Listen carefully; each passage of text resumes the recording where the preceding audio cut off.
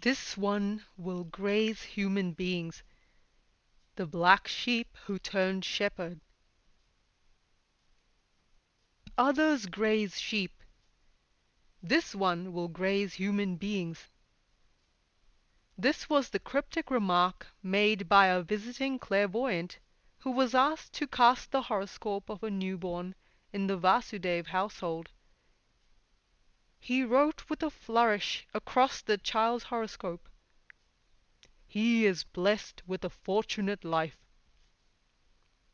Jagadish had been born on 3rd September 1957 at 11:54, 6 minutes before midnight, to Shushila and her husband Vasudev.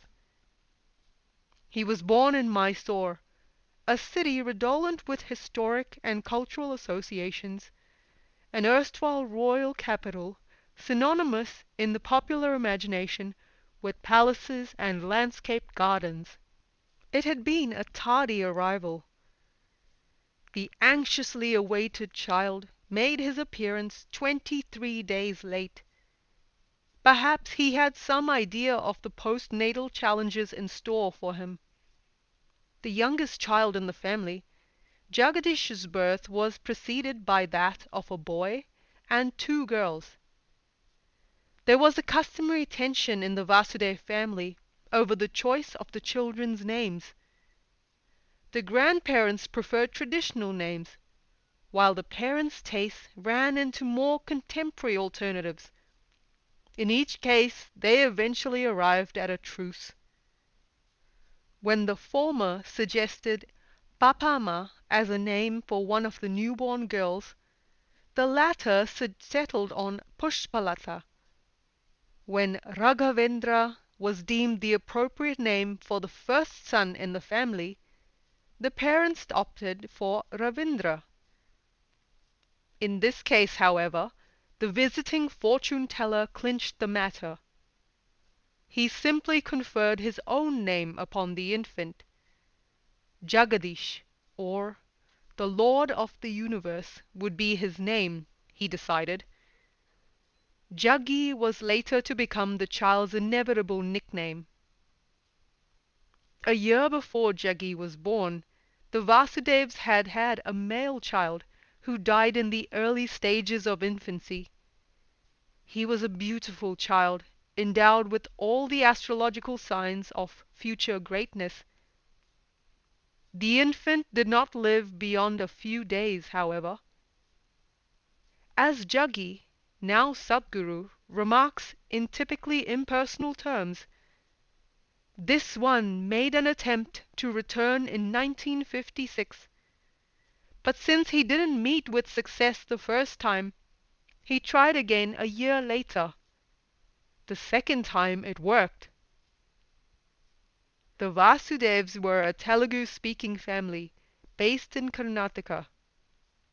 Dr. Vasudev, a noted ophthalmologist, came from an affluent family of Bangalore. His mother had died of tuberculosis when he was a child, and he grew up determined to fulfill her dying wish that he become a doctor.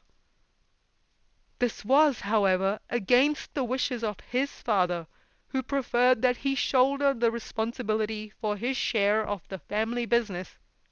Encouraged by his maternal uncle, the young boy studied medicine at Mysore Medical College, choosing to specialize in ophthalmology.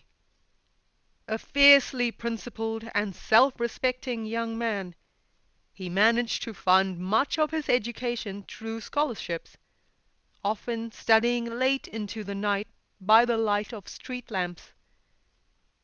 In due course his family arranged his marriage to Shushila, the daughter of a wealthy and aristocratic family that traced its lineage to Krishna Deva Raya, the famed ruler of the Vijayanagara Empire.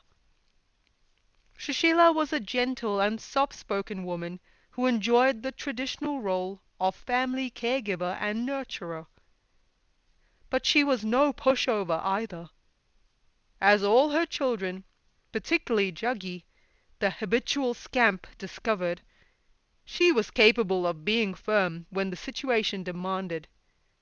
Since he had been born with his mother's umbilical cord coiled around his shoulder, Jaggi was regarded, according to traditional superstition, as a potential threat to family well-being. There was a belief that the maternal uncle's life would be at risk, he says. Among the various precautions taken to ward off the danger was the refusal to submit the child to a haircut until the age of 5. This meant that my hair grew wild and curly and was tied in 2 pigtails. Every day in school I'd beat up someone who made any comment about my hair, he recollects. Dr. Vasudev's profession as ophthalmologist with the Indian Railways meant a life of frequent transfers. As a result, Jaggi changed schools several times over, as the family moved between Shimoga, Chikkabalapur, and Guntakal before returning to Mysore in 1969. Gifted with a lively imagination, insatiable curiosity, high energy levels, and a cheerful disregard of authority, Jaggi was the kind of child every adult learns to regard with dread. Sitting in class was impossible for me, because when teachers were talking, I could see that they were talking about something that didn't mean anything to their lives, he says. It was just a job they were doing, so I did not want to listen. I knew that whatever they were saying, I could read in a book and get for myself very easily. Clearly, some of the changes of school were due, at least in part, to the fact that he was the quintessential rogue, irrepressible, feckless, devil-may-care. Life was unpredictable with him around. Nothing seemed to daunt him. He was willing to implement the most hair-raising stunts without the slightest thought of personal safety. "Does nothing scare you whatsoever?" his parents would often ask despairingly. They seldom received a reply. Jaggi's demeanour was taciturn. That made it even more difficult to fathom the next trick up his sleeve. And the answer was self-evident. If anything at all could tame the boy, it wasn't going to be fear. "Either you're the divine or the devil," spluttered an incensed schoolteacher when Jaggi refused to respond to his order to leave the classroom as a punishment for writing something cheeky on the blackboard. Seeing the student's infuriatingly unrepentant countenance, the teacher hissed darkly, "And I know you're the latter." Tales of his misdemeanors are legion. He learnt the delights of truancy at an early age. It seemed far more sensible to spend the days perched on the upper branches of a tree than pore over pages of math. Few teachers had any idea what they were talking about, he decided. They were mere dictaphones on autopilot. Their drone could get you through exams or guarantee a cure for insomnia, but little else. At an early age, Jaggi showed evidence of a trait that was to last a long while: an inability to suffer fools gladly. He never took exams very seriously, but invariably managed to scrape through, despite his teacher's dire predictions. Earning the reputation of an enfant terrible had its uses. Once everyone had given you up as a lost case, it meant at least that you were left to your own devices. His lunch box and water bottle were the only companions he needed when he was on his tree. He spent the greater part of the daytime daydreaming, allowing the gentle rocking of the breeze to lull him into a state of quiet. He later described this as his first experience of the meditative state. He had no watch with him, and was unaware of the passage of time. It was when he saw other students emerge from class that he knew that school was over. He would then scramble down and cycle home. I would climb to the topmost branch of a big tree and just sit there. It would sway and sway. After some time it would transport me to a completely different kind of experience within myself, a trance-like situation where I would lose all sense of time.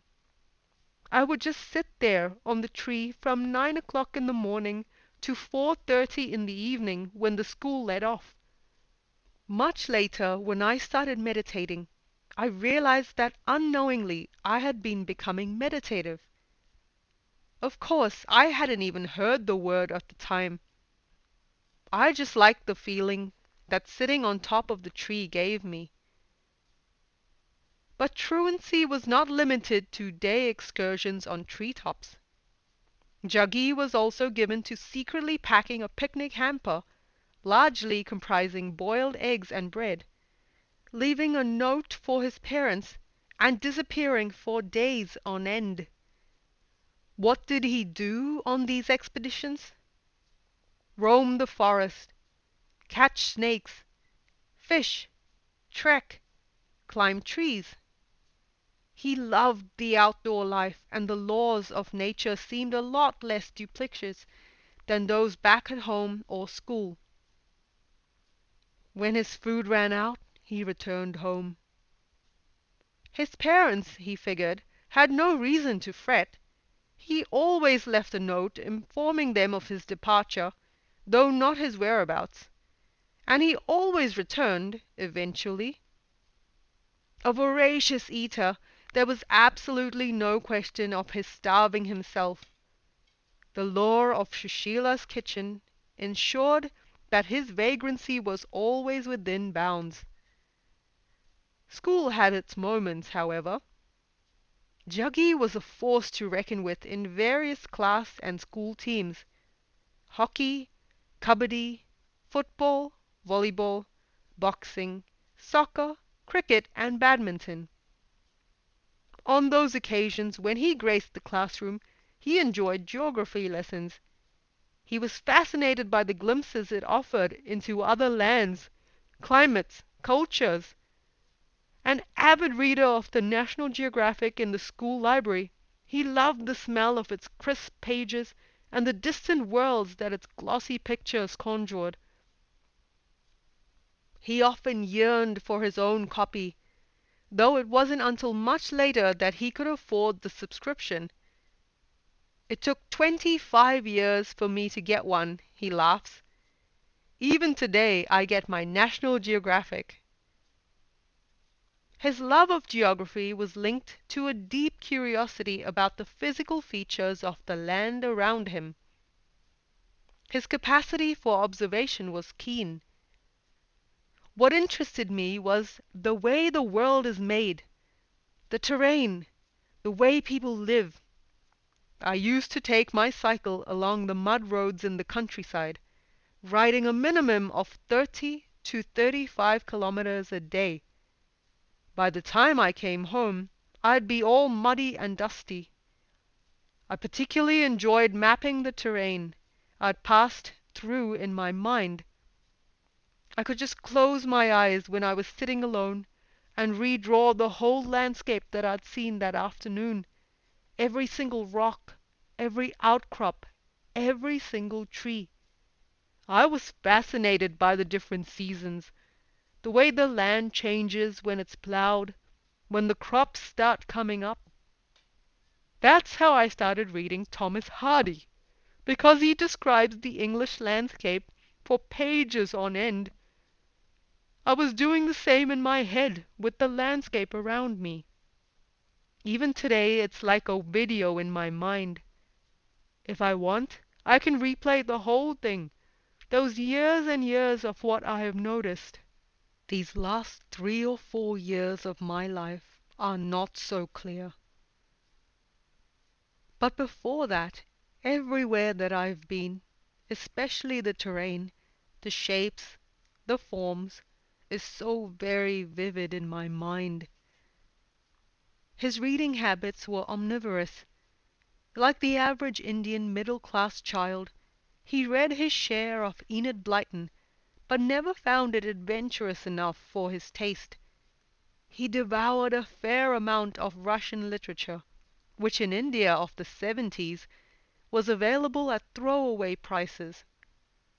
After the age of 12, it was the usual glut of racy suspense thrillers from Alistair MacLean, Lewis L'Amour, and Frederick Forsyth to Leon Uris, Wilbur Smith, and James Hadley Chase.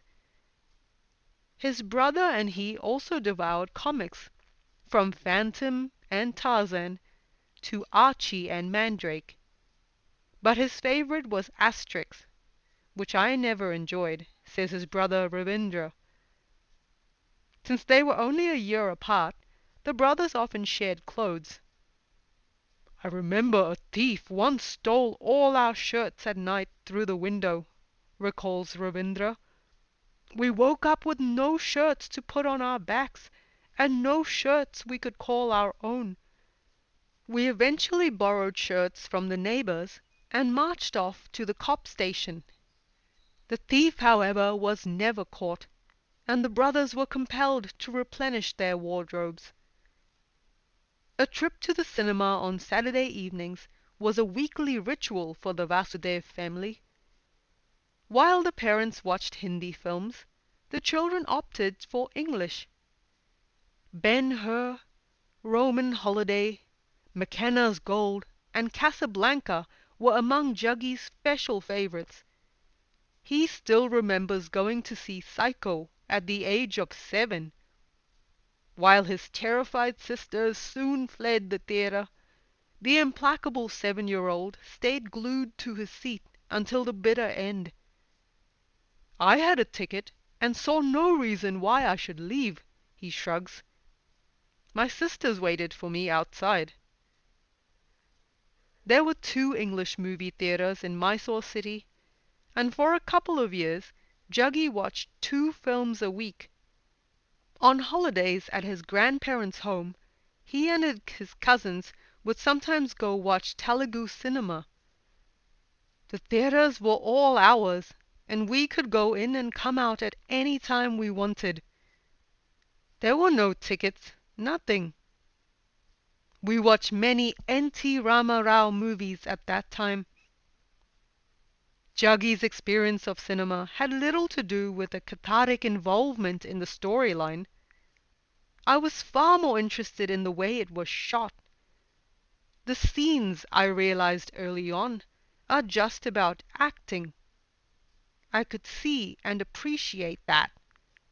I could shed tears in a movie if I wanted, but not for some sob story. If something really beautiful happened, moments of great love or joy, I shed tears. I still can and do. But if I wished, I could just sit there and watch the whole thing critically. I was capable of both.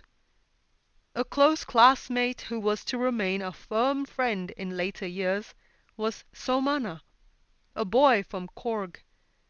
Both discovered similar reading habits. They also happened to be on the school hockey team. While Somana was a center forward, Juggy was a left out. Their other great affinity was their ability to get into scrapes and their ingenious ways of bailing each other out. Once, when a classmate was hauled up for calling the teacher "sleeping lady," the secret name by which the class referred to their somnolent social studies teacher, the outraged teacher asked the class to suggest an appropriate punishment for the boy. "Pardon him," piped up Juggy.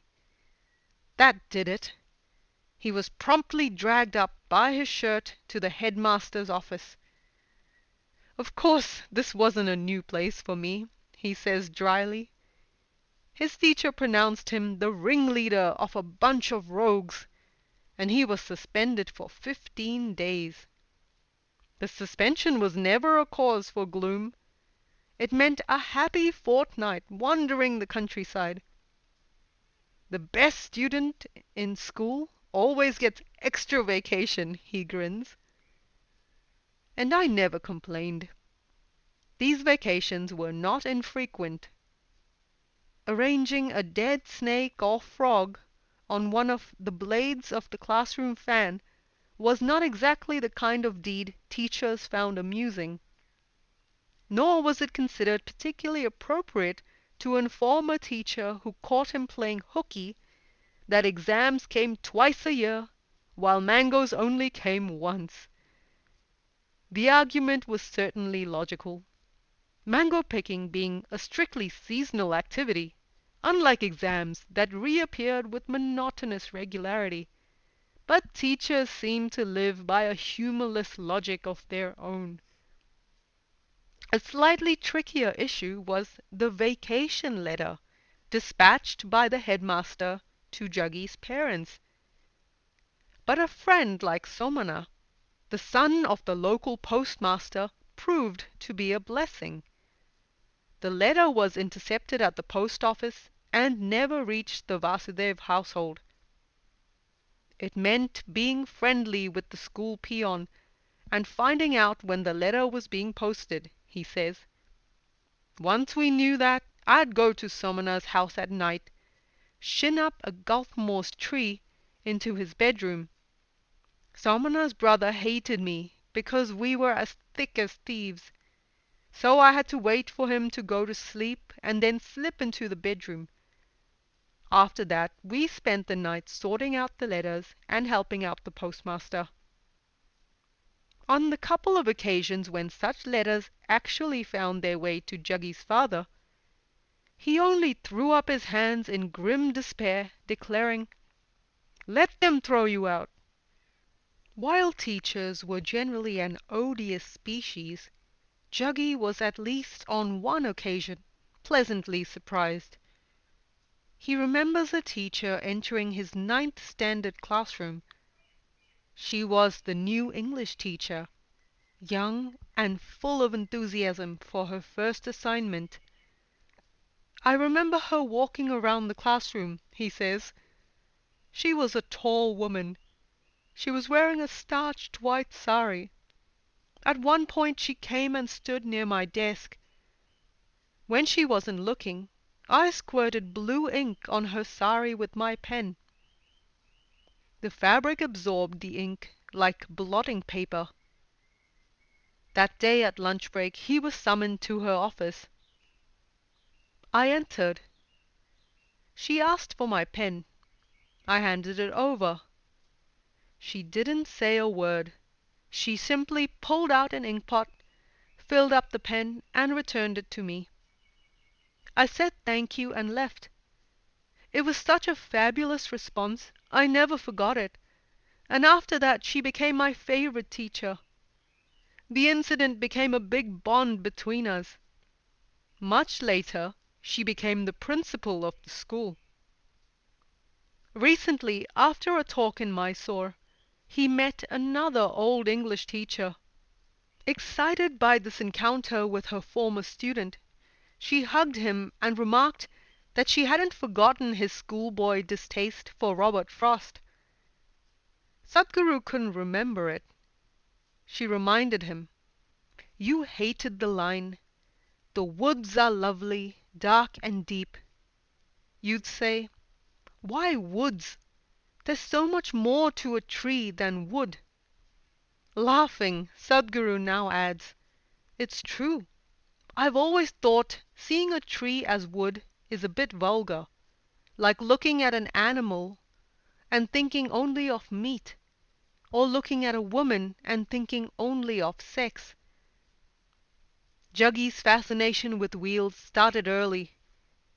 Ravindra recalls how both of them coveted the Robin Hood bicycle, their father's prized possession. Then came the Vespa Piaggio scooter, which, again, was the source of everyone's envy, he says. "We used to take turns riding on that scooter. My father used to lock it away and hide the key. He also noted down the number of kilometers on the speedometer. But I had made a duplicate key without his knowledge, and used to write it when he was in the bathroom or sleeping. We were careful to disconnect the speedometer cable and then run it, so he had no idea it was being used. After he found out about our stealth writing, he used to touch the engine every now and then and feel the heat, to check whether we had been up to our tricks. But we were careful to pour cold water on the engine and cool it down before he came on the scene. It was great fun while it lasted. Yoga entered Juggy's life unobtrusively. It was a summer vacation. He was 13 years old. He was part of a clamorous mob of 35-odd grandchildren, all of whom had congregated for their holidays in their grandfather's ancestral home. In the backyard stood a well, over 150 feet deep. That was the source of great fascination for the boys. While the girls played hide and seek, the boys' regular pastime was to jump into the well and then claw their way up its steep sides, grabbing at improvised footholds and heaving themselves up. Once they reached the top, the idea was to jump in again and repeat the procedure. It was usually summertime when we were there, so the water was normally about 60 to 70 feet below ground level, he says. Both jumping down and climbing up were a challenge. If you didn't jump properly, your brains could become a smear on the wall. And then, while climbing up, there were no steps, no ladder, nothing. You just had to hold the rock surface and come up. By the time you came up, your fingernails would be bleeding out of sheer pressure. Just a few of the boys could do this. I could do it, and I was pretty good at it. One day an old man, well over 70, appeared on the scene. He seemed an innocuous bystander. The boys paid little attention to him. Their expectations of the geriatric gentleman were clearly not very high. Their mouths fell agape when the old man nimbly leapt into the well without uttering a word, and clambered out quicker than any of them. A chastened Juggy had just one question for him. How? Come, replied the old man, and learn yoga. There were no second thoughts. Physical fitness and agility were Juggy's highest priorities, and if yoga provided this level of strength and vitality, he was a willing student.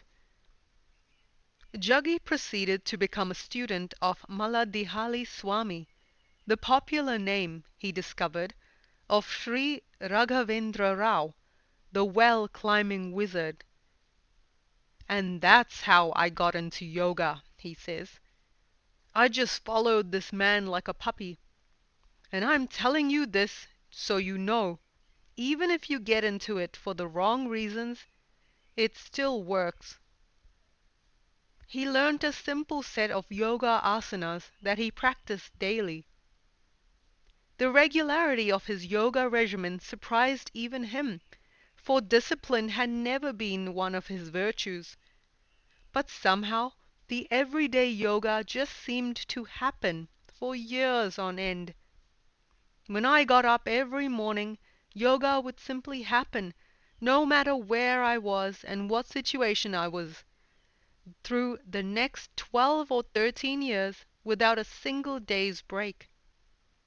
This simple yoga that was taught to me kept happening and led to much deeper experience later. Till that experience, I had no idea that I was doing a spiritual process. I only knew that this yoga definitely set me apart physically and mentally from many people. But that's about all, I thought.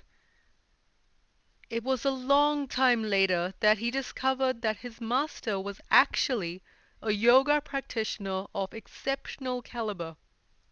Maladihali Swami's achievements would probably fill pages, though he never shifted base from his tiny village of Maladihali in the Chitradurga district of Karnataka. He was a formidable teacher and practitioner of yoga and Ayurveda, and taught these disciplines to thousands of students in his lifetime. He ran an Ayurvedic hospital, a World Yoga Trust, and several educational institutions on a non-profit basis. He declined the many state and central government awards that came his way on the grounds that it was his aim to collect, not awards, but funds for his projects for the needy and underprivileged. He seldom talked about his own yogic prowess, firmly believing that yoga was not meant to be exhibited and turned into a competitive sport. But Jaggi discovered that his amazing teacher actually did 4,008 Surya Namaskars a day. He was also a bodybuilder and an expert on traditional martial arts. Many years later, even after Jaggi had put in 8 years at the gymnasium, he was still unable to beat his teacher at wrestling. He was an excellent wrestler. I was good at that time, and I was known to be very, very quick. And there were other boys who were stronger than me. If we got into the wrestling ring with him, it was always the three of us against him, but we never lasted even a single minute. He always had all three of us pinned down within a minute's time. This 83-year-old man. A story he often relates is how his teacher once appeared to be waiting at a railway station with a couple of friends. It was a Sunday evening, and the Swami was in a hurry to return to his ashram, where he had several patients to attend to the next morning. After a while they discovered, to their dismay, that there was a railway strike. There was nothing to do but wait. The Swami, however, decided to take matters into his own hands. His friends watched open-mouthed as he leaped down on the railway tracks and began running homeward. He ran the entire distance of 70 kilometers in the course of a night, and was at his clinic at the crack of dawn, well in time to attend his first patient. No one in the ashram had a clue of his nocturnal journey. It was much later that his two companions reached the place and disclosed what happened. He was almost superhuman, says Sadhguru. You couldn't believe a man could be like that. When he was in his 80s, we used to visit him and make fun of him. We'd joke and say, "Okay, when will you go, old man? It looks like we will go before you." He used to very confidently answer, "I have another 40 years of work. I will finish that and then go." The way he was going, it looked like he was easily going to fulfill that. Maladihali Swami taught yoga, says Sadhguru, to his last days. At the age of 106, he collapsed while delivering a lecture in Mysore city. He was admitted to hospital and diagnosed with a minor heart attack. He regained consciousness at night to find himself in an ICU, surrounded by a maze of needles and tubes. The impatient master simply wrenched them out, jumped out of the first-floor window, and ran home. He died peacefully 3 months later in his ashram, having led an active life until the very end. Much later, Sadhguru was to reveal that Maladihali Swami was none other than a student of his own master in another lifetime, Sri Palani Swami. When I first heard this, the implications fascinated me. Does that mean your master actually engineered your tryst with your yoga teacher in this lifetime? I asked him. Sadhguru shrugged. His manner grew remote, as it often does when he talks of his guru. A guru's compassion and a guru's conspiracy work in so many ways, he said quietly. A guru doesn't even know the difference between the two. Whatever is his whim will just find its way in the world. Maybe I was a small part of his plan. At least that's how I look at it. There was little to show that Juggy himself was anything other than a school kid in a perennial state of energy overdrive, more stubborn than most, maybe, but basically a boisterous young prankster. There were other signs, however, that did not go unnoticed by those close to him. His mother was often disconcerted by his ability to remember incidents and conversations that had occurred at home when he was only days or months old. The details he recalled were often so trifling, such as the color of his mother's sari, or what someone said on a particular occasion, that his memory of them was all the more baffling. Then there was his ability to size up a person at first glance. It is a trait that has not left him, his capacity to instantly assess a newcomer, the personality as well as the general life trajectory. These latent abilities lent him an air of maturity far beyond his years. Probably this was the reason no one in the family could cuddle me, like they did other kids, he says. My presence was like that. It just didn't allow me to be like a normal child. So because of this, nobody could take me on their lap, nobody could fondle me, nobody could carry me. Even as a toddler, he disliked being carried. When he went out with his family, he would choose to walk, while his elder brother was invariably carried by either of his parents. Somehow it was difficult to hold or hug me, he laughs.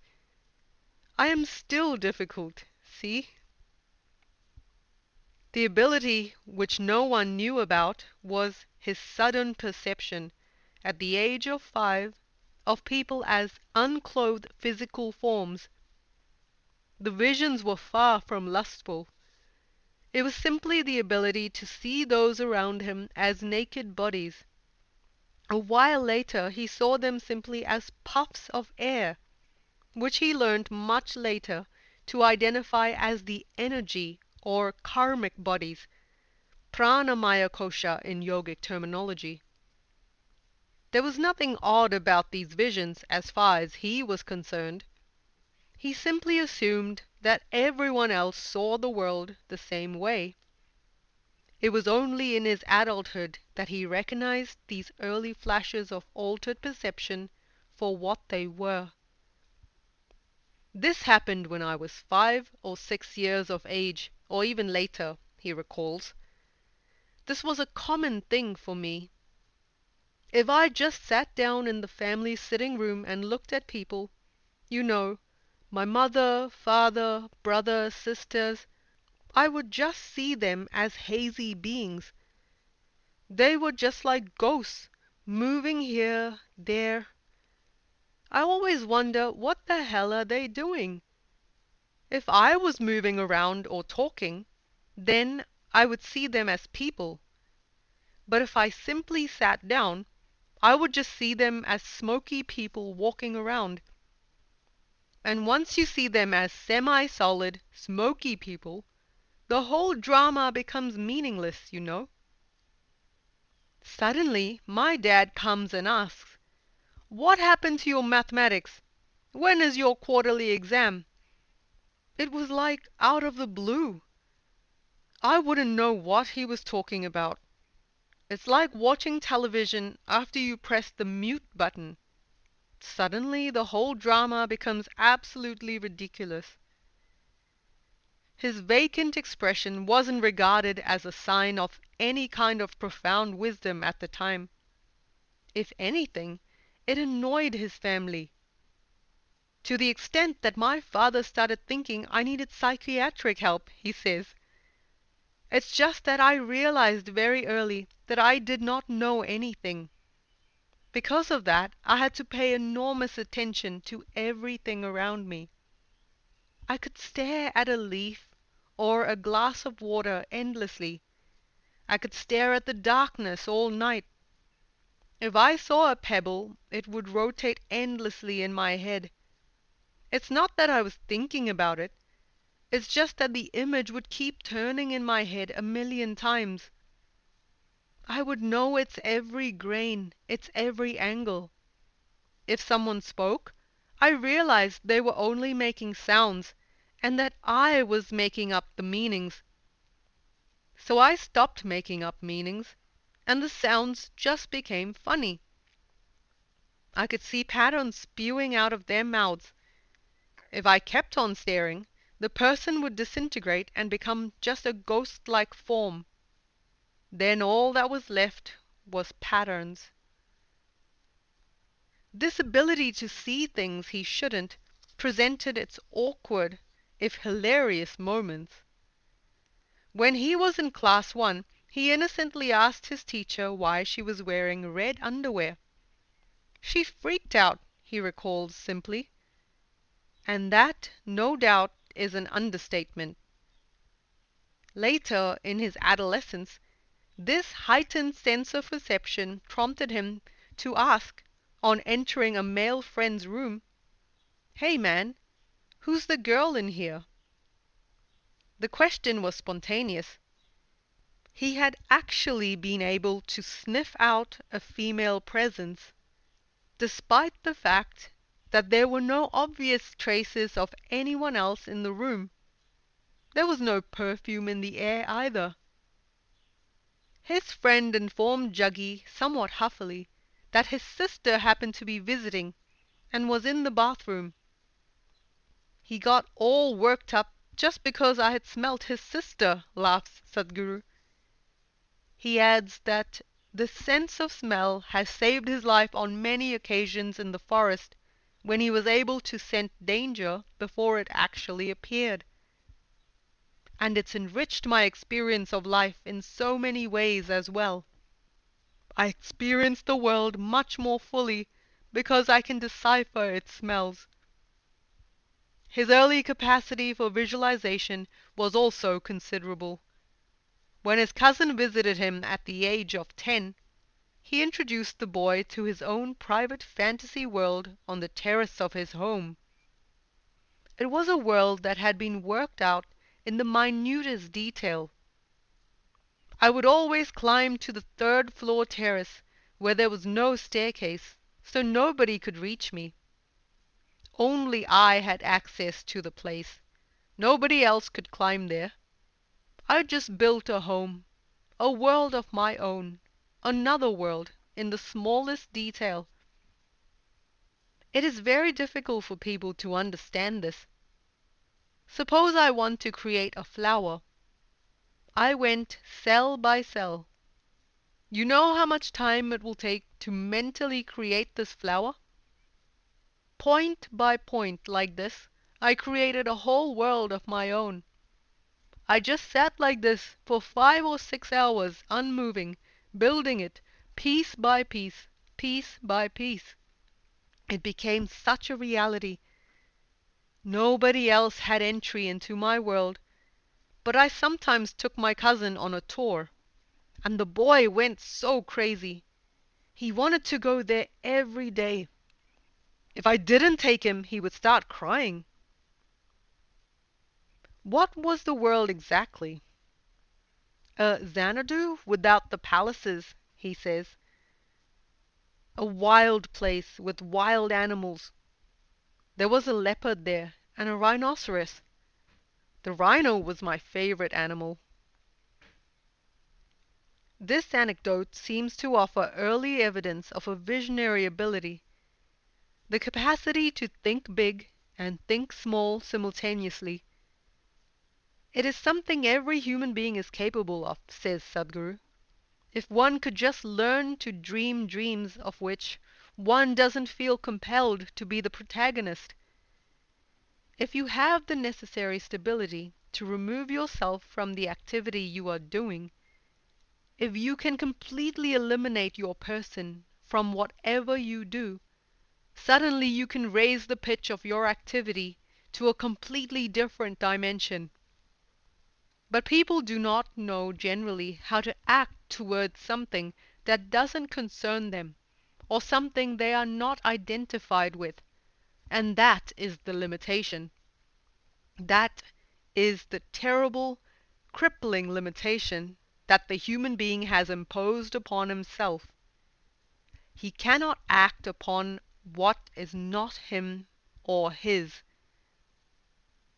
The terrace was Juggy's private lair, the site of his crazy schemes. Since it could only be accessed by someone athletic and persevering enough to use a pipe, a tree, or a window grill, no one in the family entered it. This was just as well. For Juggy's other disturbing idiosyncrasy, for which the terrace was the inevitable locus, was a passion for snakes. Not surprisingly, it was a passion that met with unanimous disfavor in the Vasudev household. Juggy's knowledge of birds and reptiles was instinctive. From the time he was a 4-year-old preschooler, he had always preferred the rich, roiling gutter outside his school to the sanitized lifelessness of the classroom. My maidservant would take me every morning and leave me at school, and then again pick me up in the afternoon.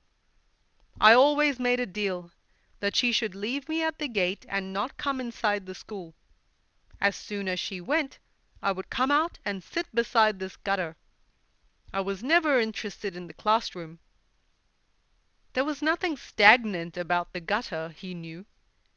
To someone of his size, it was nothing less than the Grand Canyon itself, rife and swarming with unexplored possibilities, home to a dazzling variety of snakes, water snakes, garden snakes, little snakes, big snakes, venomous snakes, and non-venomous snakes. It never occurred to me to be afraid of snakes. I don't know why. Maybe I looked a little freakish to other people because of this.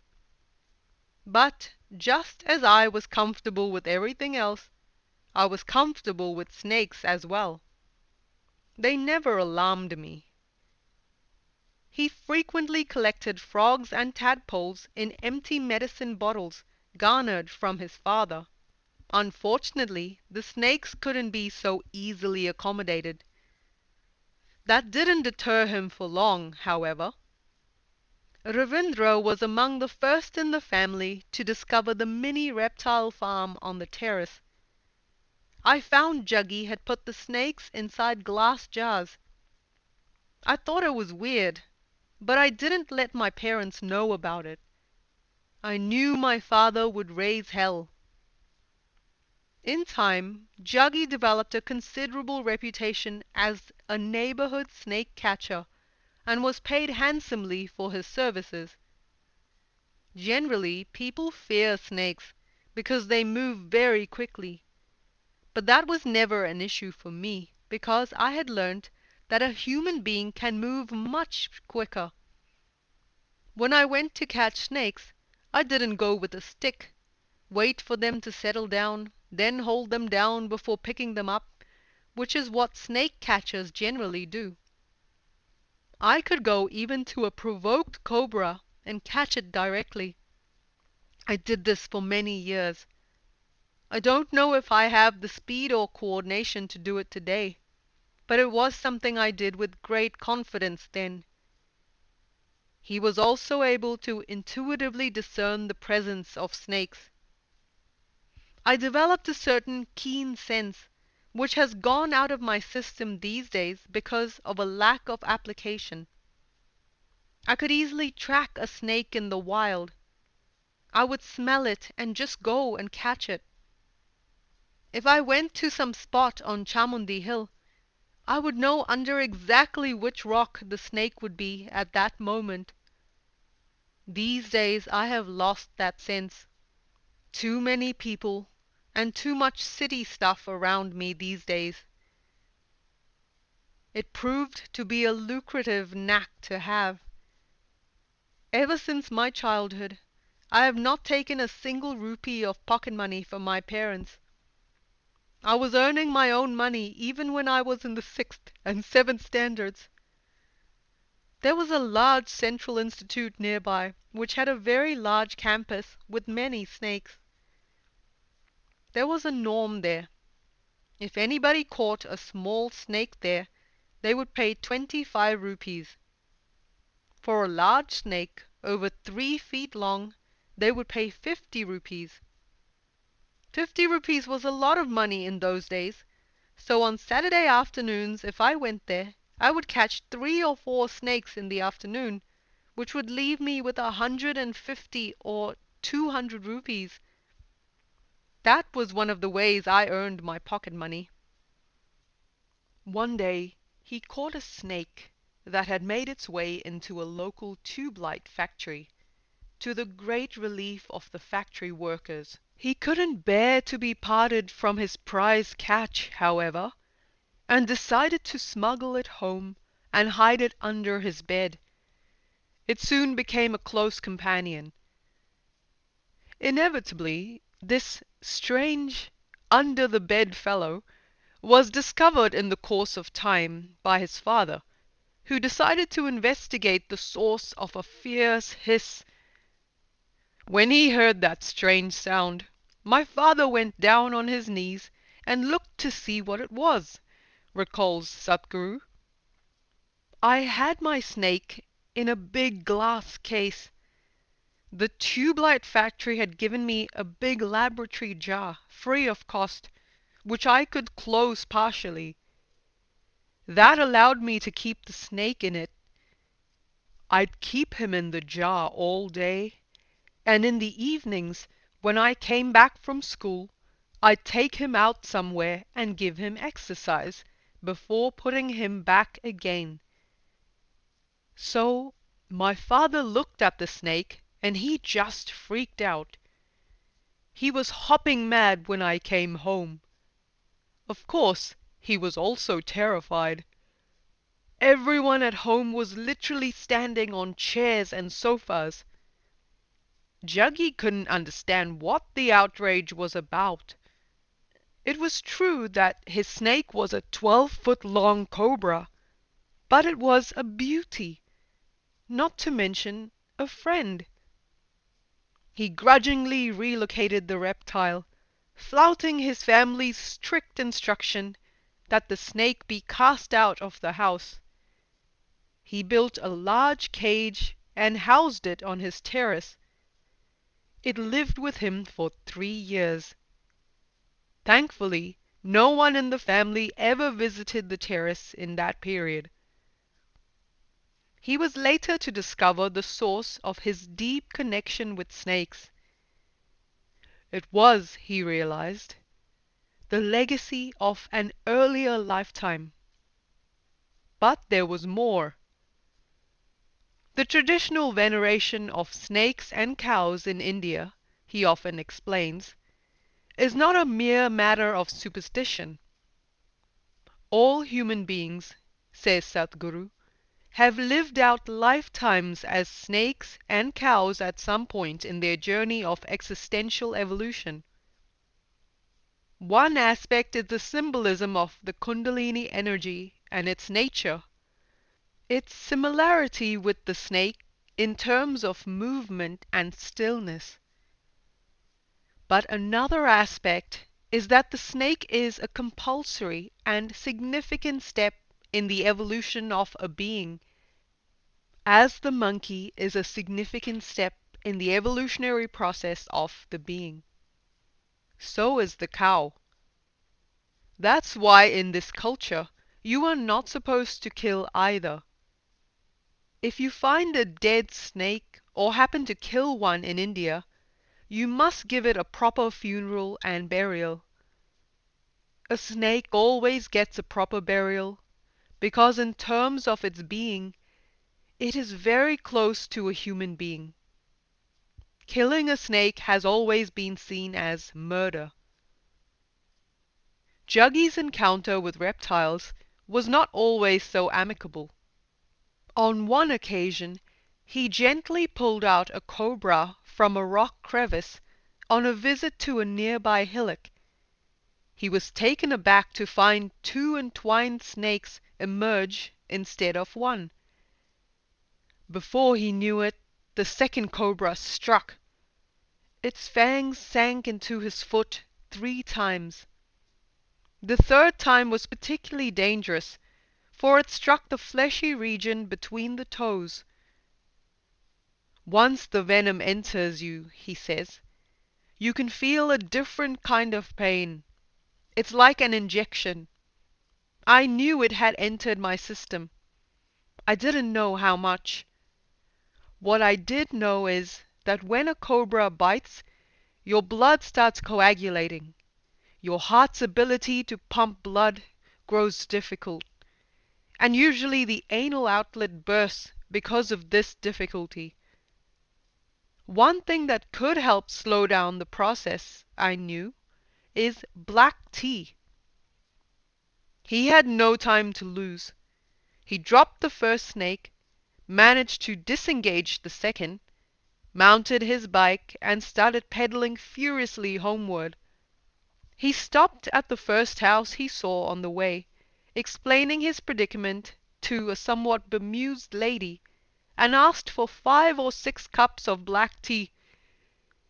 It was a strange request, and it sent the woman into a flurry of nerves, but thankfully she acceded. Juggy gulped down a pot of tea and managed to find his way home. In characteristic fashion, he informed no one in the family.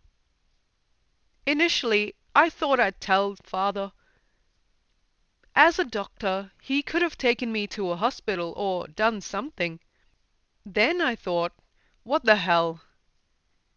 My eyelids were a bit heavy and droopy, but otherwise I was all right. I thought, let me see what happens. He did a few yoga asanas, ate a quick meal, and went to bed. 12 hours later he woke up. The black tea hadn't failed him. There was one person in the family for whom Juggy seemed to have inherited his wild and willful ways. Family holidays were often spent in the home of his maternal great-grandmother. Regarded as a devil of a woman, she was the original family rebel, a woman who flouted the conversation of her day with impunity.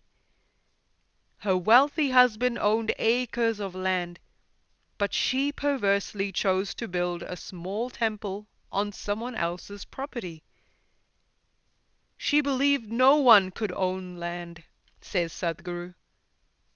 There is a Telugu saying that the only piece of land that rightfully belongs to you is 6 by 3, the space you occupy when you're buried. Her behavior was a source of considerable embarrassment to the family, but she remained blithely unconcerned. She was the family's disgrace, a thorn in everybody's flesh, he says. You could not ignore or forget her, because people gathered around her. At least if people forgot her, if she had gone away, we could have said that she'd died. But she was right there, and she ran a kingdom of her own. Her cussedness extended to other areas as well. She lived to the age of 113, witnessing the deaths of her children and even some of her grandchildren. An earlier exit would probably have been more convenient for her as well as the family. But with her intense love of life, she couldn't be induced to give up the ghost quite so easily. She chewed tobacco from the age of 14, says Sadhguru. She chewed for 99 years, and at the age of 111 she got throat cancer. She refused to be treated. So 2 years later she died without any treatment. Most people did not know her name. When she grew old, because of certain sciatica problem, she used to limp a little bit. So people just called her Kuntama. That means limping woman. Nobody knew her name because after 113 years, who'd remember your name? His reminiscences about this eccentric and flamboyant family figure are vivid. I have never seen my great-grandfather. He died long ago. But my grandfather was the richest man in town. Somebody must have told him, if you feed the poor, you will go to heaven. So every morning he took his attendance book. All the beggars in town, a little over 200 people, could come there and be fed one full meal. They had to be registered in the book, otherwise they would not be fed. Every morning my grandfather sat at the front of the house and watched, because he wanted to keep accounts of how many people had been fed. It was all being recorded, and people kept coming to him, because almost everybody in town owed him some money. They'd come to settle their interests or loans. I'm sure if he did not have money, people wouldn't have come. They came almost crawling in front of him, because he had money and power. This was at the front door of the house. After they were done with the ugly business, they would all generally go to the back door. There my great-grandmother would reign. She had a certain way of sitting there. It made people think she was arrogant. She never uttered one arrogant word to anybody, but she just struck that kind of posture. If caste and creed were important at the front door, the rules of membership at the back door were quite different. At the front, if you were of the right caste, money would be given to you like this, with a magnanimous gesture. If you were of the wrong caste, it would be thrown at you. But when people came to the back door, all of them were embraced by this old woman. He remembers how her great hoot of laughter reverberated down the length and breadth of the street she lived on. It was nothing short of scandalous at the time, when women didn't have the license to speak, let alone laugh. And she laughed, because she saw life with much more depth than anybody could have imagined. Everybody around her looked like utter idiots to her. For Juggy, holidays at her place spelt excitement. He remembers her as a great storyteller. When we went for summer vacations, if we stayed for 30 or 40 days, she could stretch one story for the entire duration of our visit.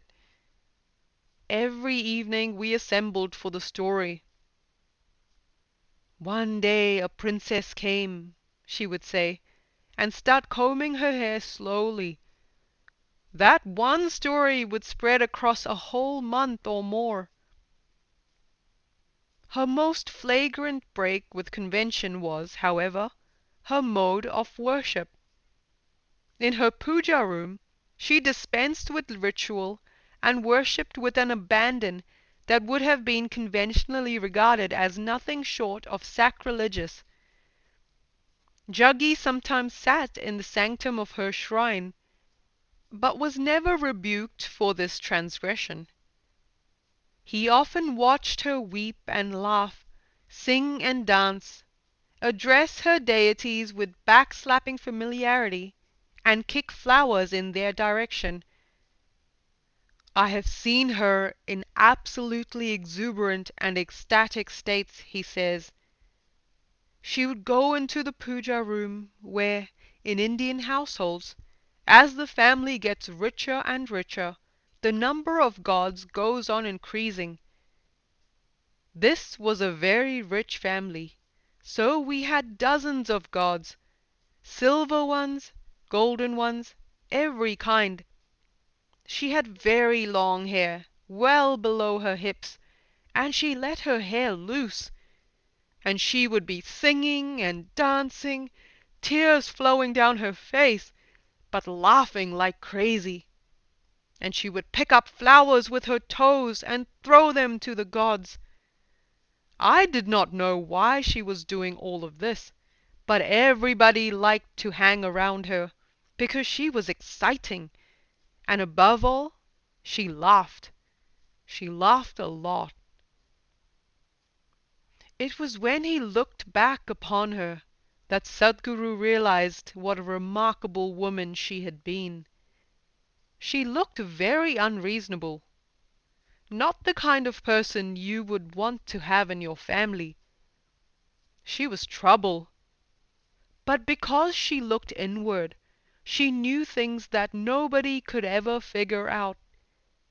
She could not articulate this to anybody, because there was not one person she could speak to. So she just laughed it out. Everybody looked like utter idiot to her, because what she could see, they could not see. He asked her once, "What on earth are you doing?" "Never mind," cackled the old woman. "One day you will understand." It was a very long time before he did. But even at a young age, he was more amused than shocked by her behavior. He shared some of her iconoclastic spirit already. He was impatient with ceremony. A die-hard skeptic, he refused to accompany his family to the local temple, and was often left with the footwear stall attendant outside. These stints convinced him that something was seriously amiss with the whole business of conventional worship. "I don't believe in anything that I cannot see." This was not an adolescent problem. This was a childhood problem. Right from my infancy, I didn't believe anything that was happening around me unless I could see it and understand it. So even when I was 4 or 5 years of age, I refused to go with my parents to the temple. They were not very religious. They went once or twice a year. But even then I refused. I had questions. They never got round to answering my questions, so I never entered the temple.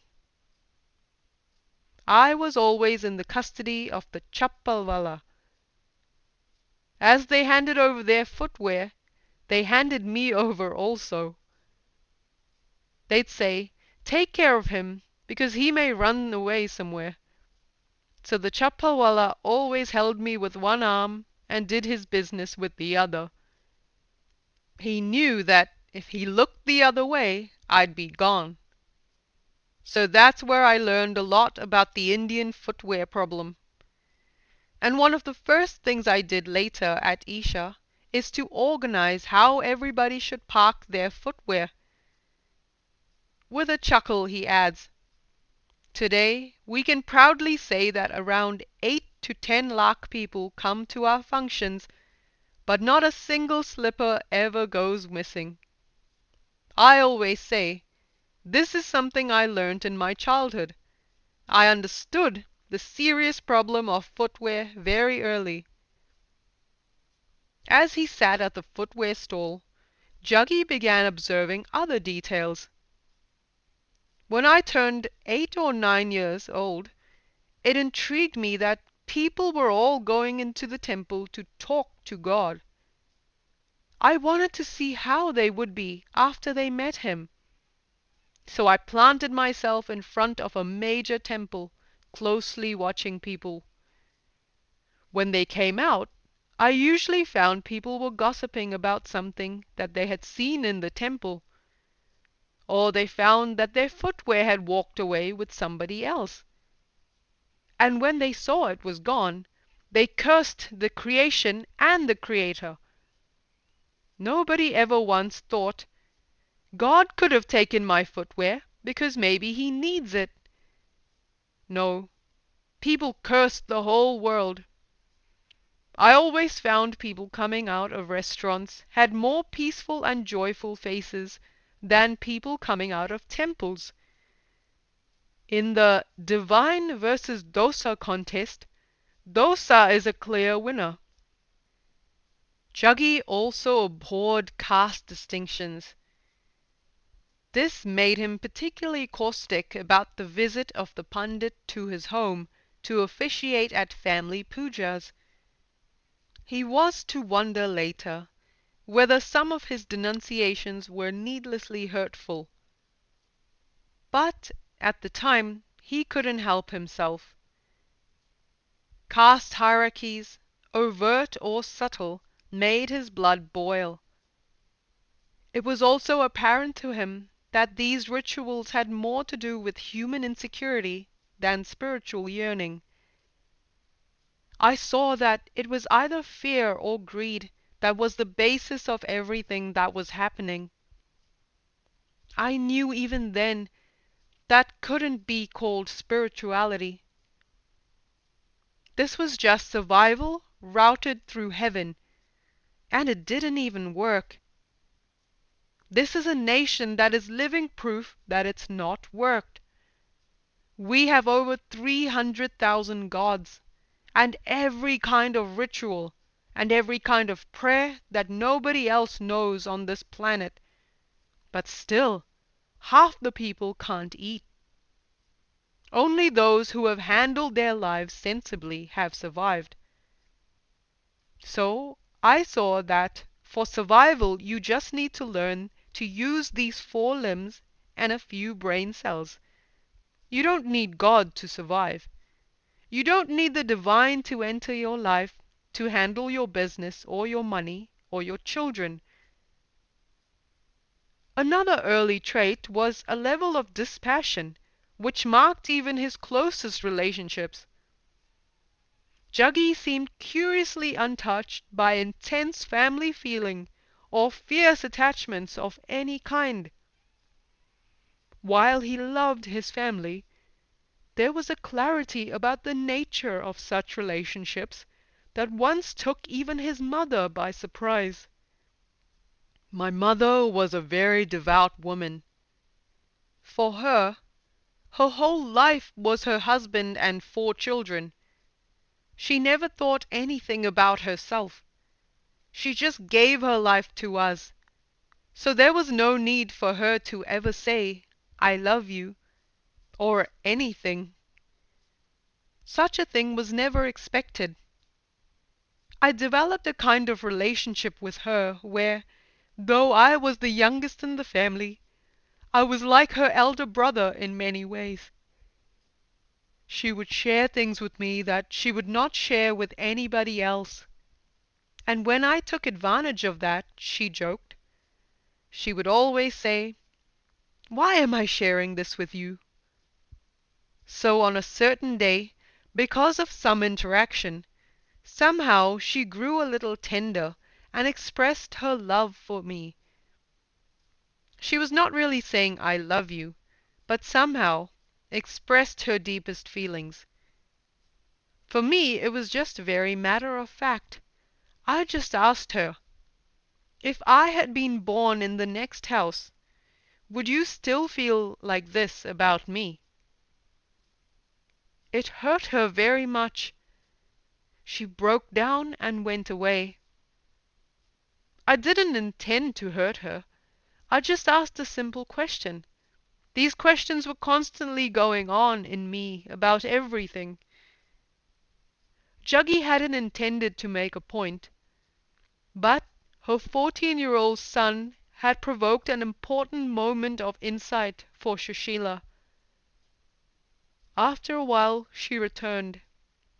She came, tears still in her eyes, bowed at my feet and went away, he says. Some kind of realization happened within her, and it was good for her. Our ways of thinking and feeling are so deeply identified with things we are associated with: our body, our parentage, our children, our wives, our husbands, our home, with just about anything. Perhaps the strangest thing about Juggy, still unknown to his family and friends, was his early preoccupation with death. In the dead of night he frequently slipped out of his home and visited the local graveyards of Mysore. At other times he used the pretext of walking his dog, Ruby, a water spaniel, and later Caesar, a German shepherd, to make those long secret sojourns. There was a schoolboy excitement about spirits, and the tantalizing prospect of conjuring up one yourself. But deeper than that was a fascination with the business of dying. The young boy spent hours looking at charred human remains, skulls, disembodied limbs, the grisly debris of cremation rituals. Sometimes he would pick up some disengaged part of the human anatomy and hurl it back into the smoldering pyre. Long after the funeral mourners had dispersed, Juggy would linger on and watch, observing details unsentimentally. When he was in class 9, a fellow student named Sucharita died of pneumonia during the school holidays. Initially, her classmates had no idea of what had happened. Sucharita didn't return from the Dasara vacation, and Juggy and his friends had fun impersonating her voice when the teacher called out her name from the attendance roster. 20 days later, they discovered that she had died. Juggy was mystified. What he felt was not grief, for he hadn't shared a particularly close relationship with her, although he had raided her lunchbox on occasion. But there was an intense curiosity about what had become of someone who had sat in class with him for years. He learned from Sucharita's brother that in her last days of delirium she had often mentioned the name Juggy. That fueled his curiosity. What exactly had happened to Sucharita?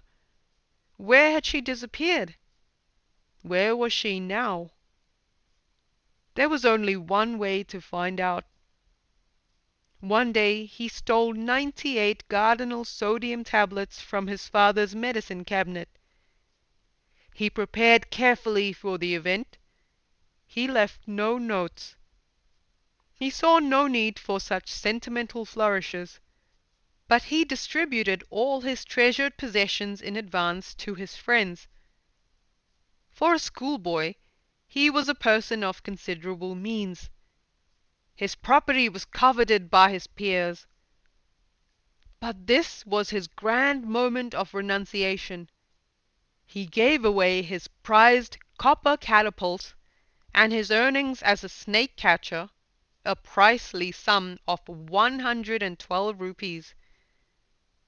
His pearl cobra and other snakes were released in the Chamundi hills, and his pet turtle into the local Kutrakali water tank. Divested of all worldly belongings, he now heroically skipped his evening meal. He then swallowed the contents of the bottle, laid down, and waited to see what happened. 3 days later, he woke up in his father's hospital. He had slept through his collective alarm, the emergency rush to the hospital, the stomach wash. When his parents asked him what he had been thinking of, he muttered something about having mistakenly eaten cactus fruit. No one ever found out the truth. The annoying thing for Juggy was that he hadn't found out anything about death either. The only noteworthy discovery he made was that for the next 3 months, whenever he laughed, the mirth was uncontrollable. He decided that this had to be the peculiar after effect of a bottle full of barbiturates. The other chastening after effect was that he was considerably poorer. His friends refused to part with all that he had bequeathed to them in his earlier spirit of magnanimity. He did recover half the money, however, after issuing some threats and following up on a few. Recently, more than 3 decades after the event, after his life has taken some various dramatic turns, Sadhguru met his school friend again. "She looks much the same," he said matter-of-factly. "Same height, same build. She's been to the ashram. She even uses some of the words she used in her previous lifetime." The new Suchrita is now half his age. How did he recognize her? The karmic body again, evidently. Karmic bodies, he says, are as easy to identify as one's own luggage at baggage claim in the airport. Each one is too idiosyncratic to be confused with any other. When he was 14, a new fascination dawned. Juggy turned political. From this point on, his flashes of heightened extrasensory perception diminished. They were not to return until he was 25. Now what mattered was the outside world. Social justice became a paramount concern. Revolution was his credo. It appealed to his innately nonconformist spirit and unleashed what he later termed a fiery thought process, a fierce commitment to address the issues of poverty and discrimination. His sympathies were initially stirred by the speeches of Professor Ramalingam, the father of a schoolmate who was a year his junior. A couple of his friends shared his leanings. The group was later inspired by the larger-than-life presence of Devanur Mahadeva, a charismatic and intellectual, writer, and revolutionary at the Mysore University. It was Mahadeva who was responsible for starting the small but influential militant newspaper Bandaya, meaning revolution, later renamed Nara Bandaya, meaning human revolution. For 2 years, Juggy threw his support behind Naxalite groups. He became a subscriber to various Ajit Prop journals and read widely. When a student agitation broke out on the university campus over a professor's misconduct with a female student, it was grist to his mill. Student violence erupted, and the police was called in. Juggy volunteered to stick virulent and anti-establishment posters all over the city, even daring to paste a few on police vans. It took nerves, and Juggy was never short of that. It won him a bet with his comrades. Sticking a poster meant 20 rupees, and Juggy earned a tidy 100. The police were inside the van, dozing a little, talking, smoking. It was sometime between 8 and 10 in the evening. The trick was to go quietly, stick a poster on, and then walk away and wait for some time. Later, from another direction, you come again, stick another poster and go away.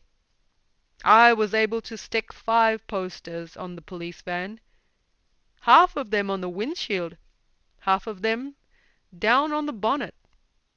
I wanted to stick them all on the windshield, but I couldn't reach. Anyway, I stuck 5 posters and made 100 rupees out of the revolution. But the disenchantment set in by the time he was 16. He found himself uncomfortable with the level of self-deception among his confreres, many of whom seemed willfully blind to the chasm between their radical politics and their positions of personal security. Juggy continued to read Marx and admire Che Guevara, but decided to disassociate himself from the extreme left. There was too much rage and hatred, he felt, without any constructive alternative in sight. Many years later, it was a significant moment for him when a considerably older Devanur Mahadeva, the hero of his radical years, joined one of his meditation programs along with his family. I couldn't help seeing the loopholes, he said, looking back on this political phase of his life. This phase helped me pick up some things of value, but it couldn't inspire me for long. I had enough zest and life in me to keep me active and going at everything. But nothing, no individual, no particular event, either historical or otherwise, was an inspiration. Maybe I was just too arrogant. I don't know. On reflection, he attributes it to an ability to look at things with a certain directness, unclouded by vested interest. Suspicion has never been my quality. I think my most significant aspect is clarity, utter clarity about things. So I saw loopholes because there were loopholes. I was not looking for them. I have never looked for anything in my life. I just look. And that's what I'm trying to teach people now. If you really want to know spirituality, don't look for anything. People think it's about looking for God. I tell them, don't look for anything. Just learn to look in an unprejudiced way. Then you will see what is there. A seeker is not looking for anything. He is just looking.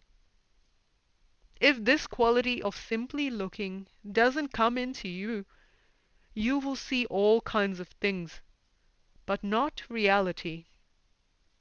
A wandering astrologer passed by his home around this time, interested in finding out about her first daughter's marriage prospects. Juggy's mother invited him in, but wary of allowing girls to interact directly with the stranger, she persuaded her son Juggy to meet him. Juggy grudgingly agreed, though he had no patience with this kind of thing. To his amazement, the man rattled off a litany of intimate family details. He refused to say anything about Juggy's eldest sister, but predicted that the second one would be married by next May. As for Juggy, the astrologer looked the boy up and down expertly, and prophesied that he would start building a temple by the age of 37. The atheist of the clan, and a temple? Clearly the man's powers of divination were seriously impaired. The family laughed it off. Juggy probably laughed the loudest. And yet his sister did get married the very next year, on 25th May.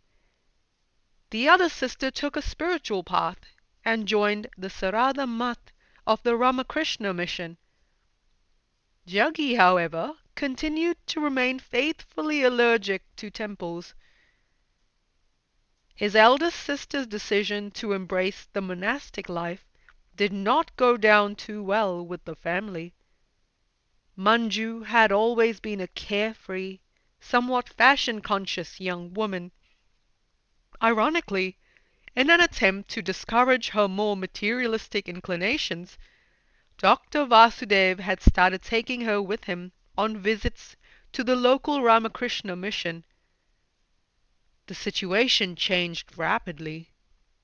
Soon, Manju's extensive wardrobe was whittled down to 4 well-worn saris. The trips to the mission became frequent. Anxious at this unexpected turn of events, Dr. Vasudev and his wife started looking out for marriage alliances for their eldest daughter. Manju was now adamant, however, that marriage was not for her. Her priorities lay elsewhere.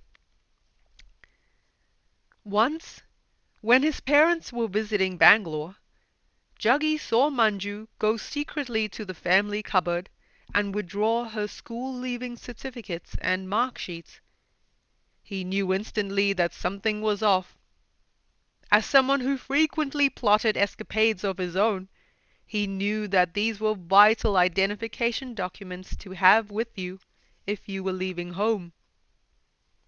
After Manju had left home that morning, ostensibly to go to a typing class, Juggy took a look at her cupboard. The 4 saris were gone. While he felt no particular affinity for her cause, he would much rather she had joined the revolution than Ramakrishna, he retained his essential empathy for those who wanted to run away. He gave her time to make good her escape.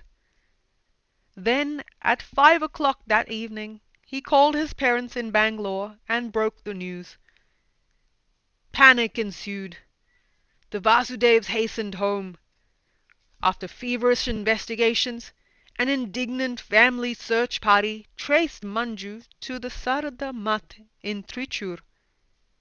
It was now a matter of salvaging the family honor and rescuing the misled girl before it was too late. They were refused admission into the premises, however, and returned, truculent but defeated. Juggy remembers his father crying for 3 days after that. A broken man. A month later, when tempers had subsided, a rage had been replaced by resignation. The Vasudevs did meet Manju.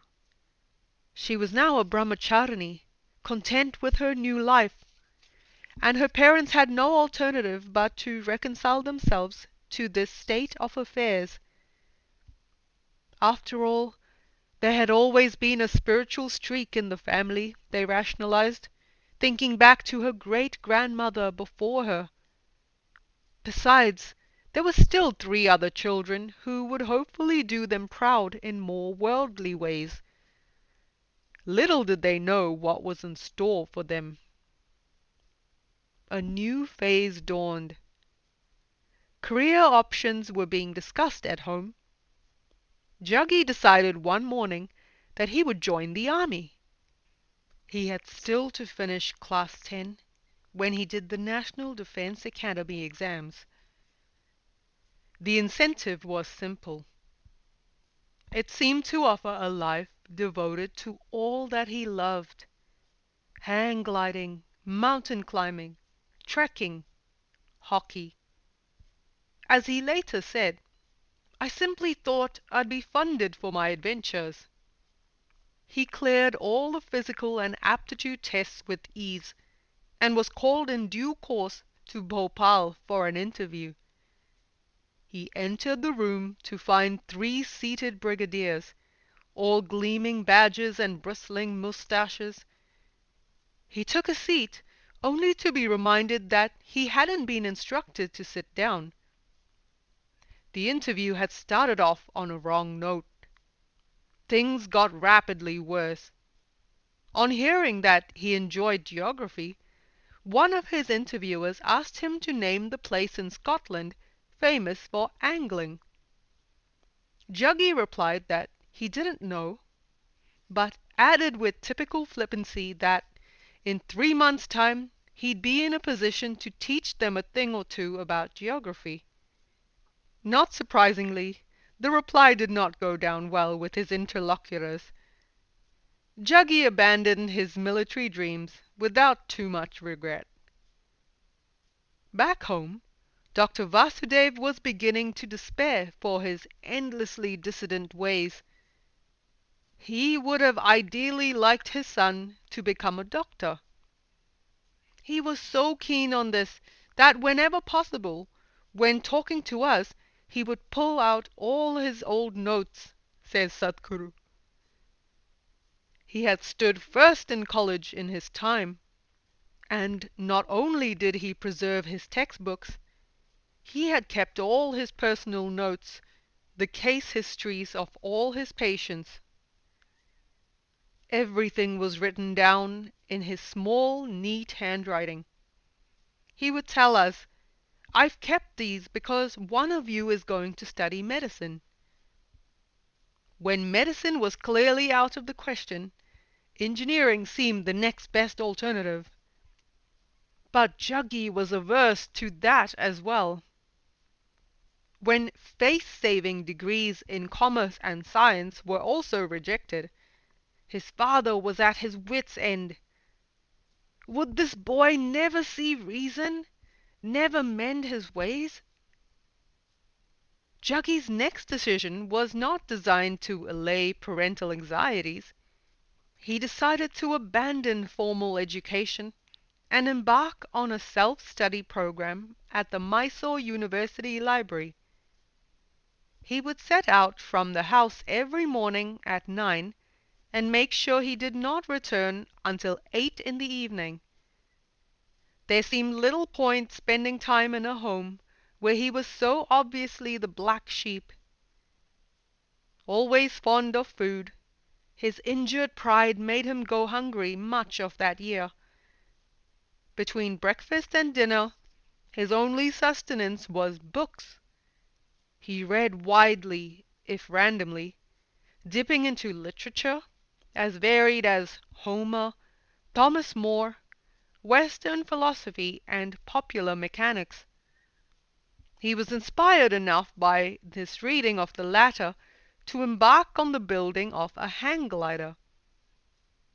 "I built it out of bamboo and parachute silk, which I got from somewhere. Then I tried taking off from Nandi Hill."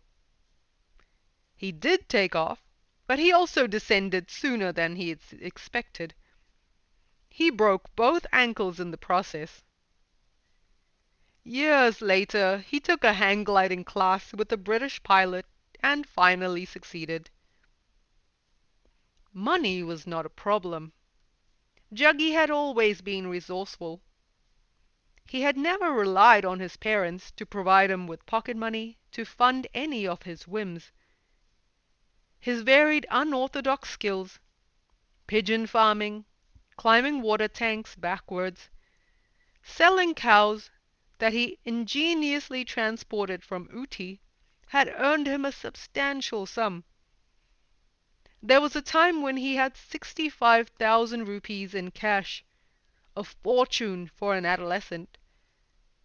The money was invariably invested in funding collective cycling expeditions and maintaining his cycle in top trim.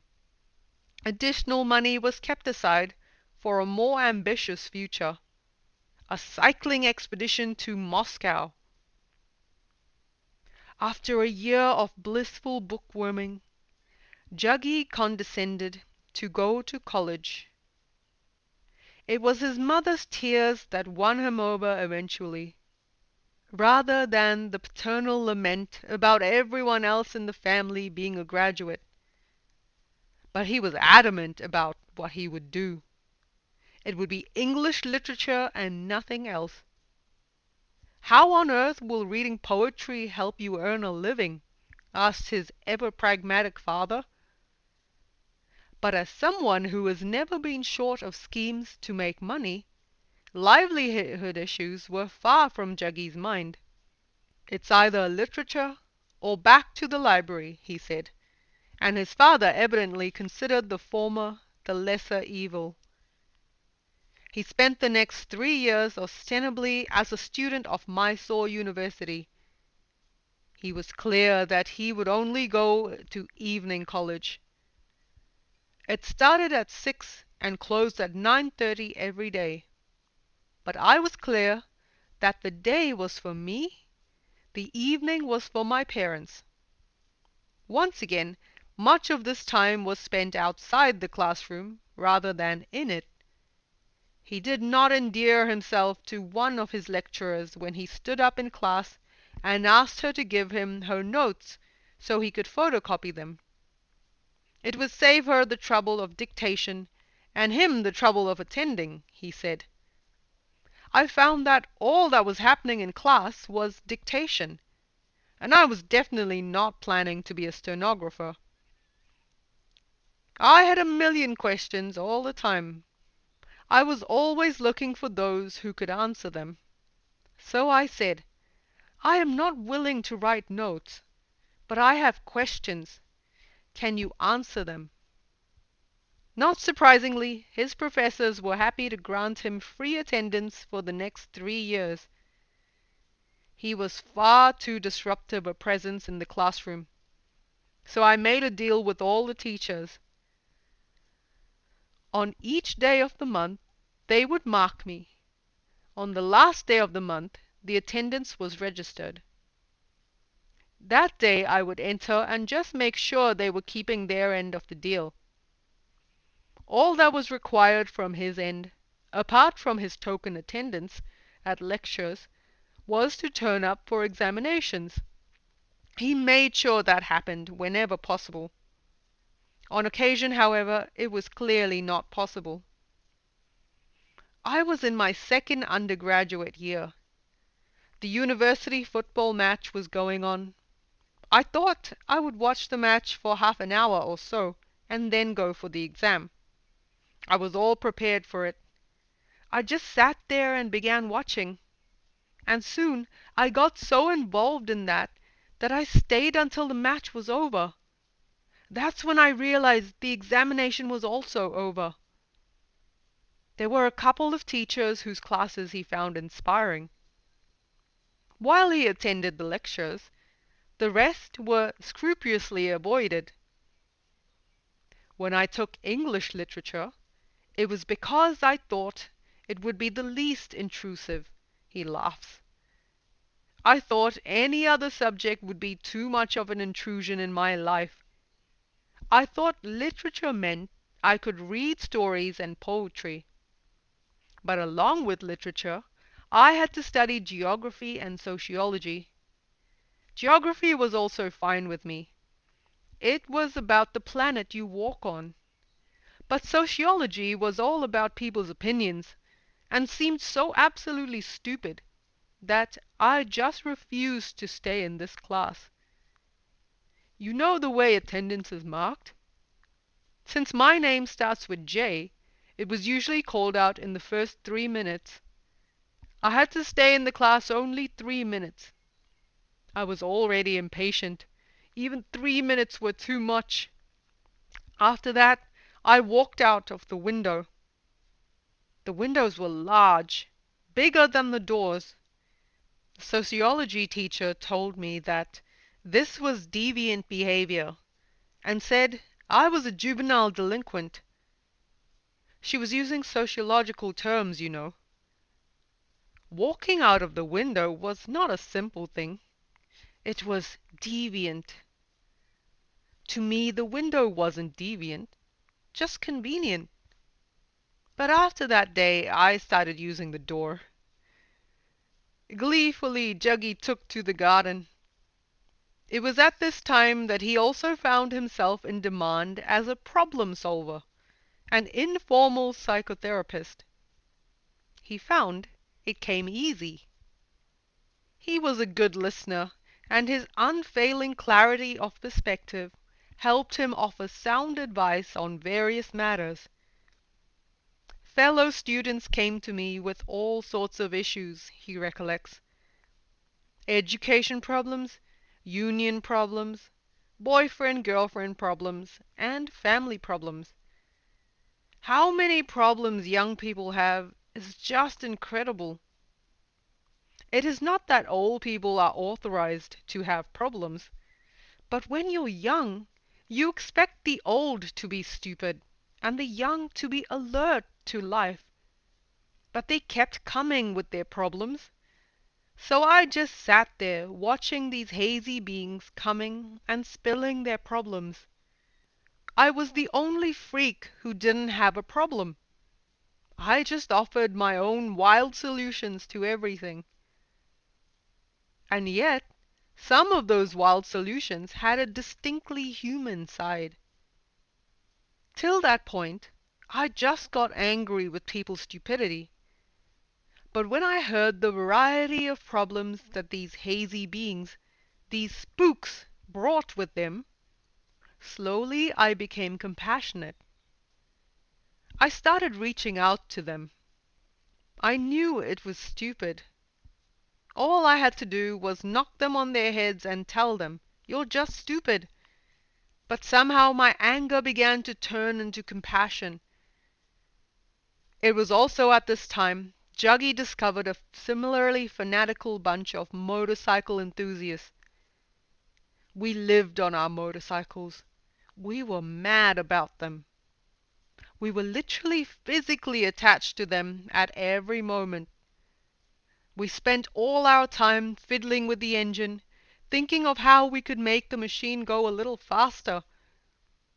A spontaneous forum arose under a huge banyan tree on the campus grounds. Someone named it the Banyan Tree Club, and the label stuck. Someone else proposed a journal, and this soon turned into a monthly publication. The club had a simple credo: "We do it for the fun of it." It attracted those willing to engage in a variety of discussions, from Jawa motorcycles to how to make the world a better place. We would all assemble under this tree, sitting on our motorcycles, says Sadhguru, and we'd talk for hours. Of course, we'd never get off our motorcycles at any point. That would have been sacrilege. This informal assembly seemed to make a lot more sense than the classroom. It wasn't really arrogant, he says, of those undergraduate days. Perhaps I was, in my attitude, but not in my behavior. It's just the idea of having someone else certify me for life made no sense to me. I knew I didn't need a certificate to ride my motorcycle or to make money.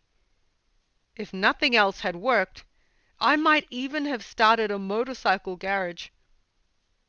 Recently, he made the point again at a satsang. I've always believed doors should open for you, not because of your qualifications, but because of who you are.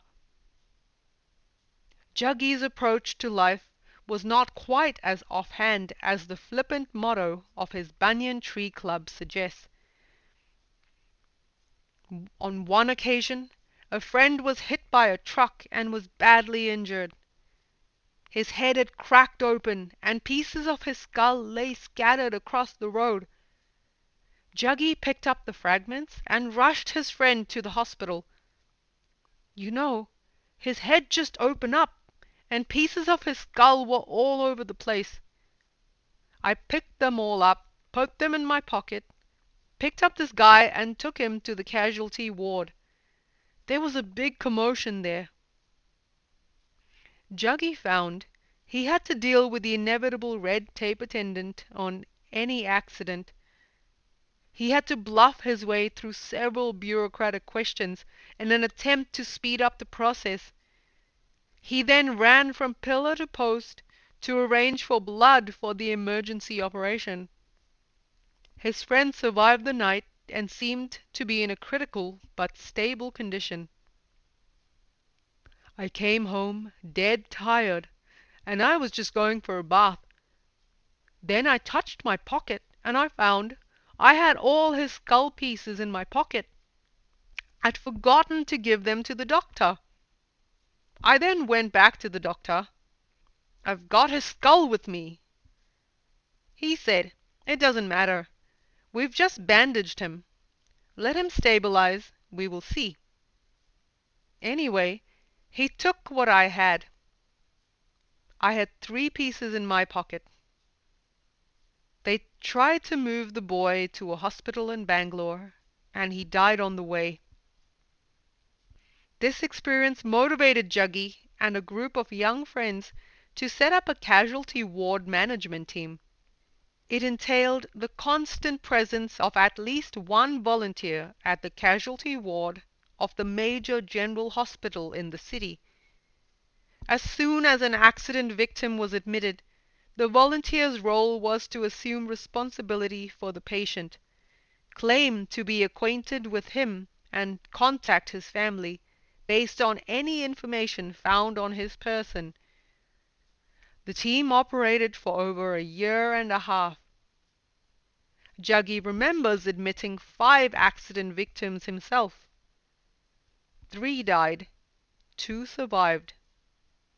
And so his college years were crammed with a curious mix of anarchy and social engagement.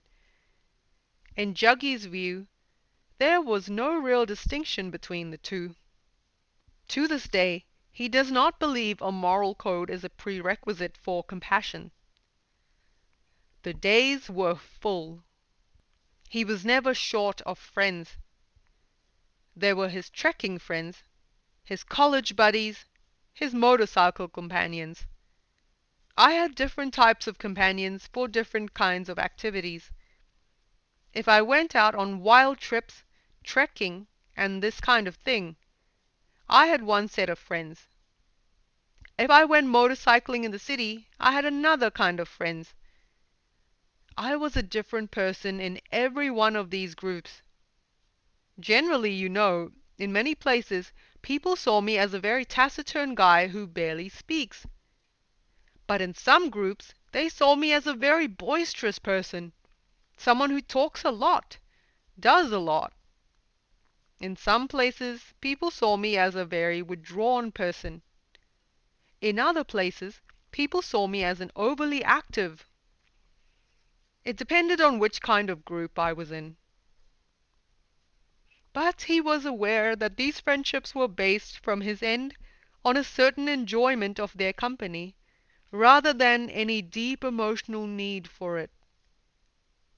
Solitude and company, he recalls, were both fine with him.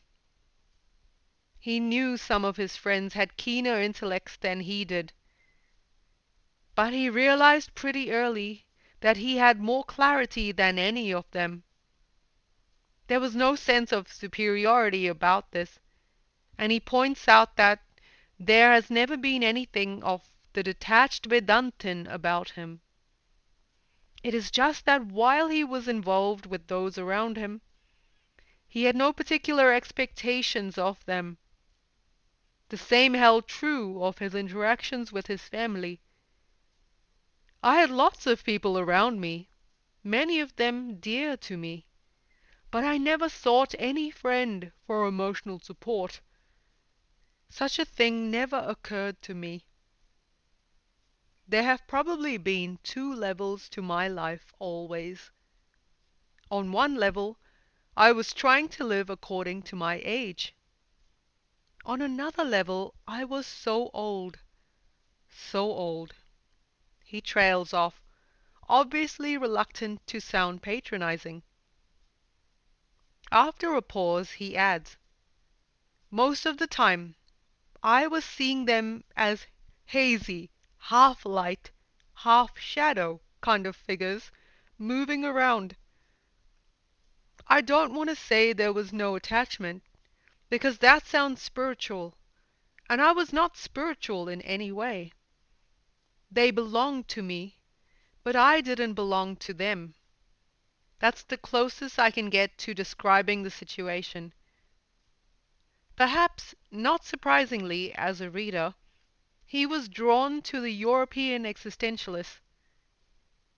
I remember reading Camus' The Outsider at 14, and it seemed so familiar. The way the hero responds to his mother's death, for instance, made immediate sense to me. If mothers do die, which they always do, it's not the end of the world. Most people suffer from an excess of guilt rather than grief anyway. That's why the Hindu way of giving the bereaved lots of activity to engage in immediately after the death has always seemed to me a clever way of handling things. Even when he was a 7-year-old, he had shocked the mourners who had congregated after the death of his grandfather with his cheerful observation, "But he's an old man. He must die." Was that an insensitive or exceptionally wise remark? No one could decide. An uneasy silence descended. Despite his innate sensitivity, there was nothing lily-livered about Juggy's approach to the business of living. While peace made sense to him, he had little use for passivity. Once, when he was busy fiddling with his father's old Murphy radio in the evening, in the hope of tuning into some Western music on Radio Australia, he heard a certain rattle of curtain rings. A thief who had crept into the house stood less than 12 feet away. The curtains had been removed for a wash, and when the burglar held the door frame, the coil wires made a noise. He was a big guy, I remember. His trousers rolled to his knees. Juggy's reflexes were quicker than his guess. He reached out, grabbed a steel vase nearby, and knocked the man hard on the head. The thief sat down for a moment, stunned, then rose and scooted, leaving a pool of blood in his wake. Juggy called his mother from the neighbor's house and calmly informed her of their unexpected visitor. While the news was, not surprisingly, enough to make his mother fly into a state of panic, the imperturbable 11-year-old was simply satisfied at a job well done. My cricketing practice did the trick. The lessons he learned from life were invariably based on practical experience rather than garnered second-hand. He recalls killing a monkey with his bare hands at the age of 17 on his terrace. The provocation? The fact that the monkey had attacked him. It was in my mother's family home in Chikkabalapur.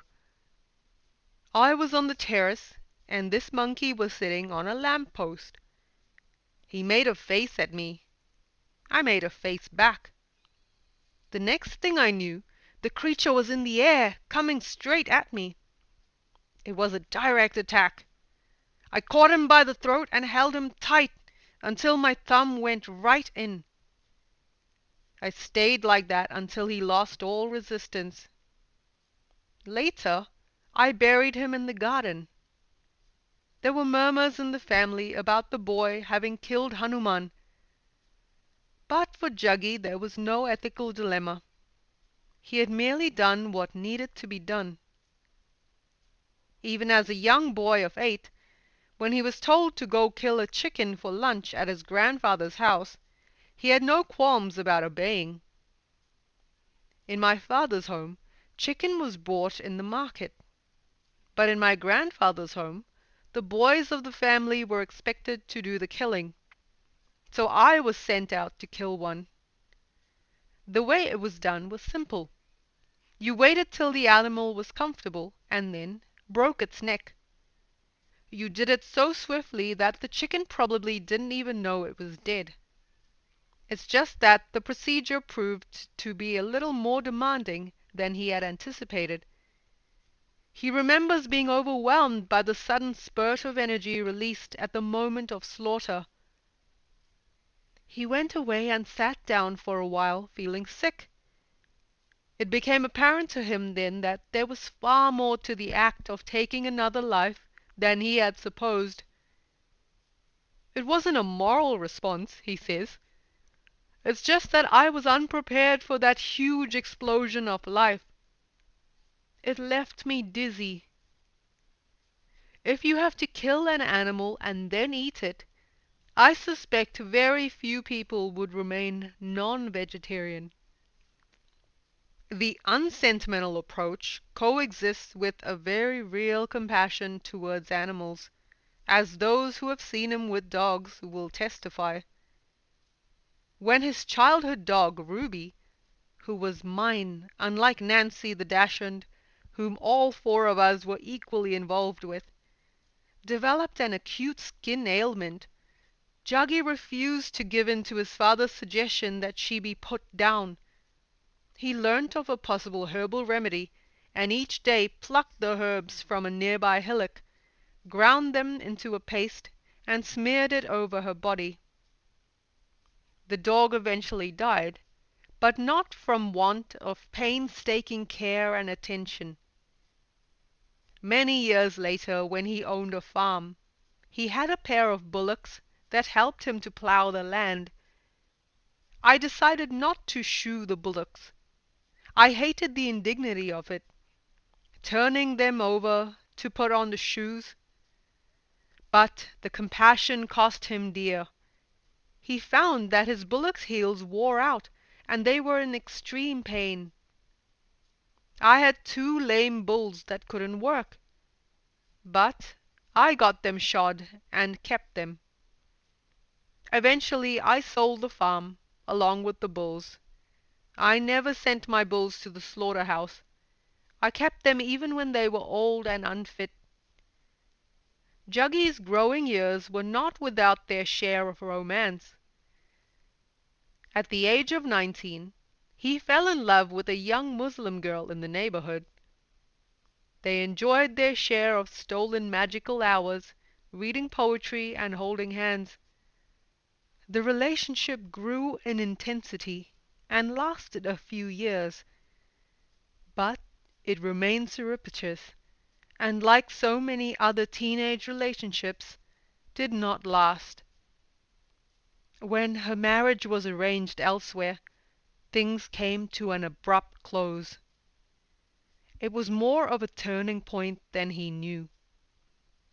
While the event helped catalyze his journey inward, at the time it was simply heartbreak, with all the cataclysmic sense and of despair and loss. I wasn't just hurt, I was devastated. Everything fell apart. It left me in a completely new space within myself. If you're only partly broken, it hurts. Remnants can hurt. But if you're completely pulverized, it leaves you in a vacuum.